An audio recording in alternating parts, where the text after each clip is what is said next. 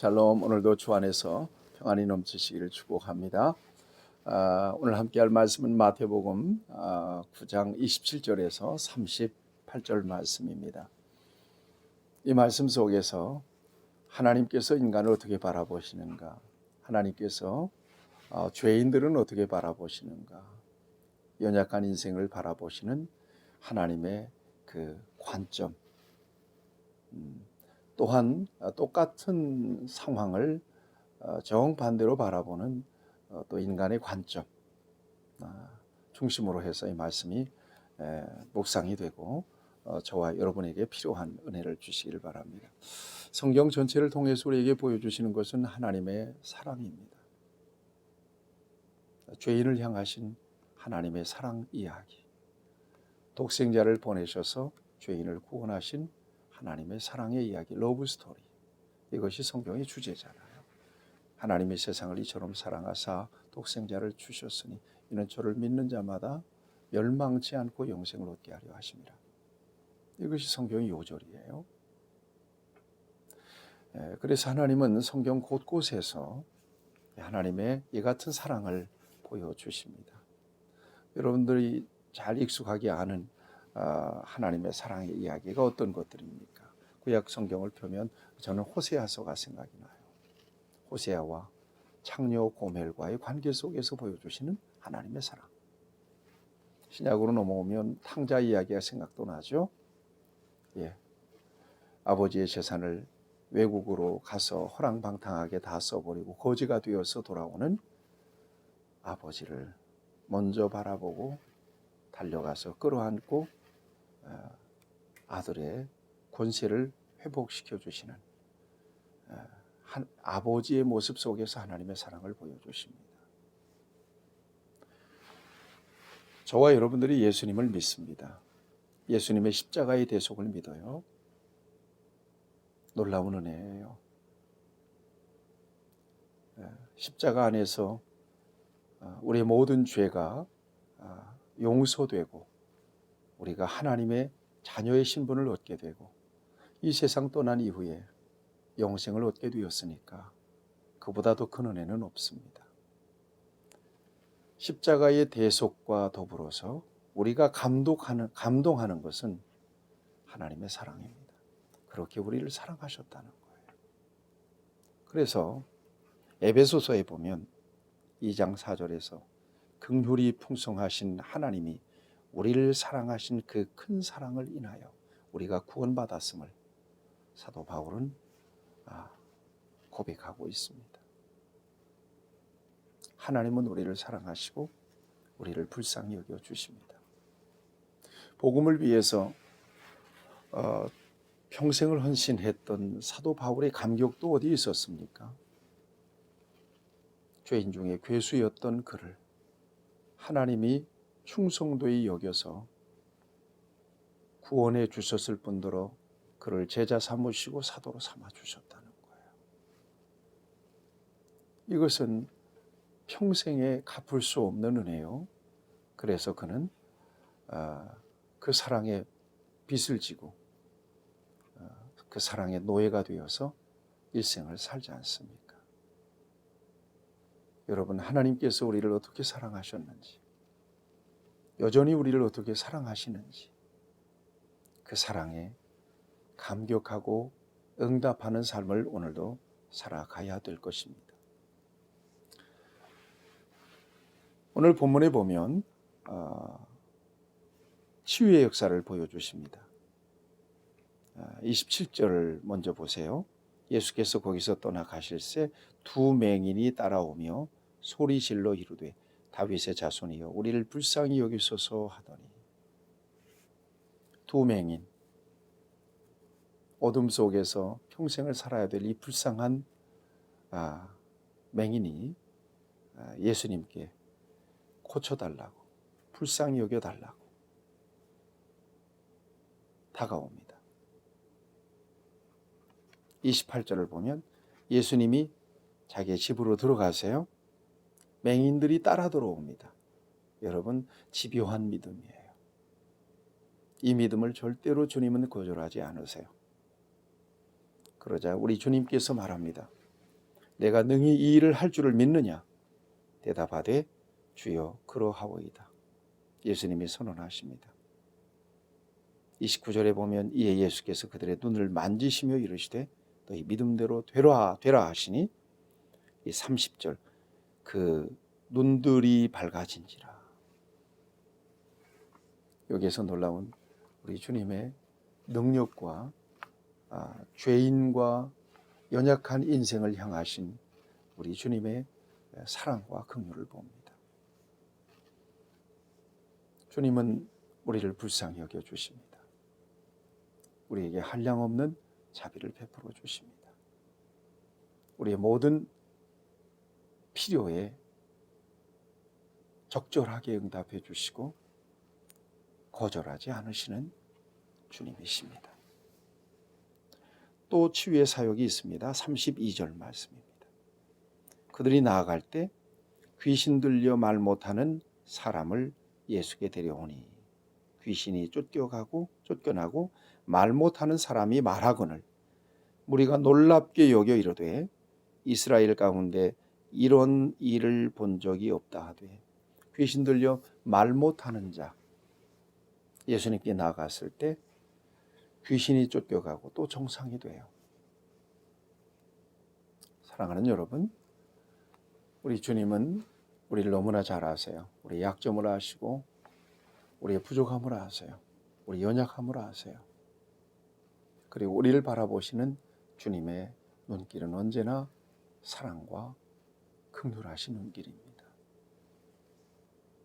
그래서 시편에 보면 103편 13절에 아비가 자식을 긍휼히 여김같이, 아비가 자식을 긍휼히 여김같이, 여기 아주 깊은 의미가 포함이 되어 있어요.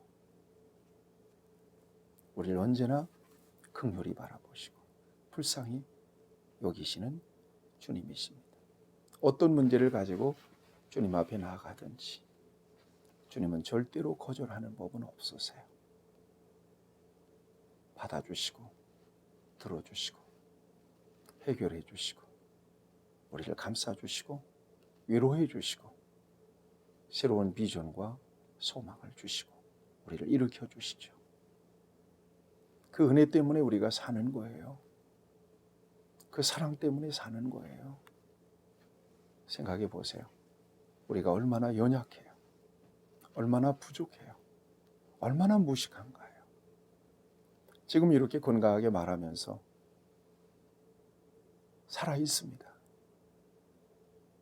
그렇지만 신경 하나만 고장나도, 세포 하나만 잘못돼도 우리는 꼼짝없이 알아누워야 돼요. 우리가 교만할 수 없는 이유예요. 게다가 구원받았잖아요.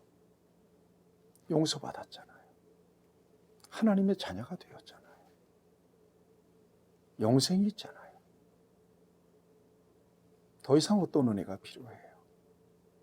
이건 전부 다 하나님께서 우리에게 허락해 주신 것들이에요.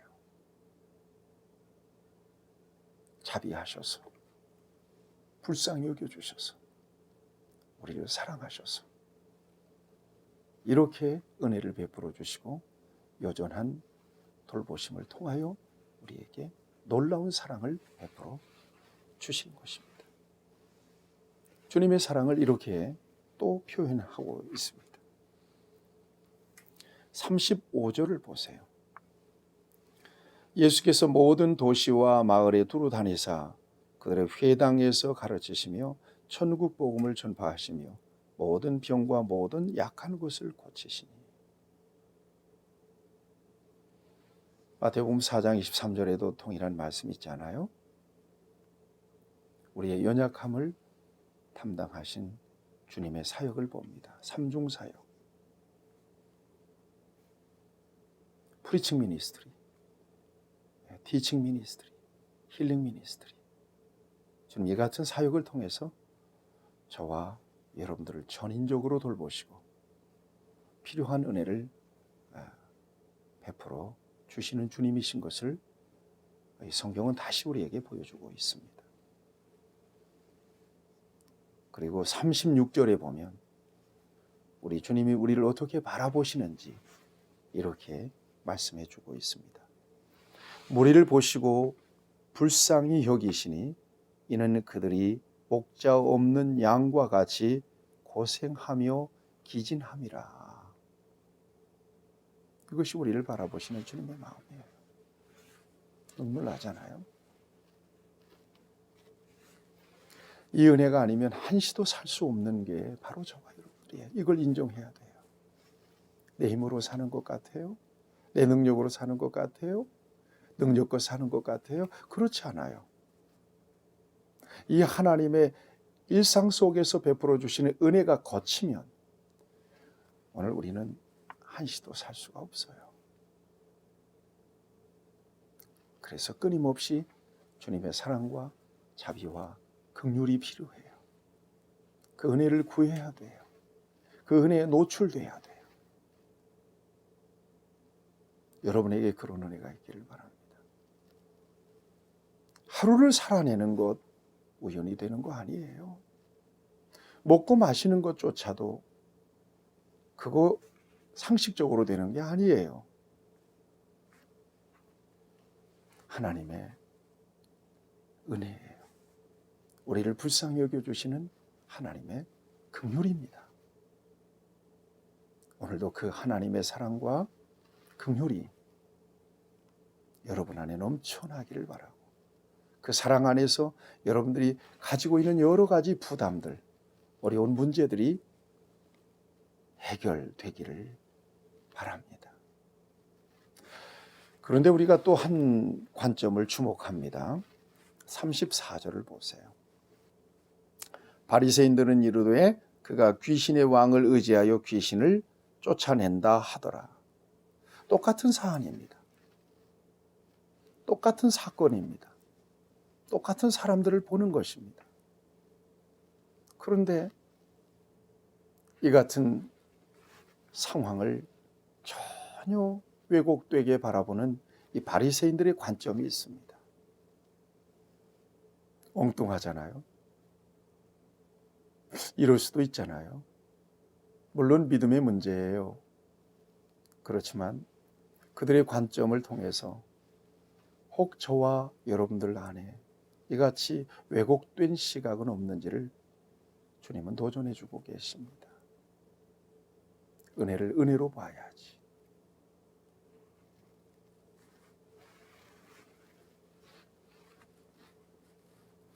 하나님의 사랑을 사랑으로 봐야지. 순수하게 볼 수 없나요? 있는 그대로 볼 수 없나요? 맹인이 눈을 떴잖아요.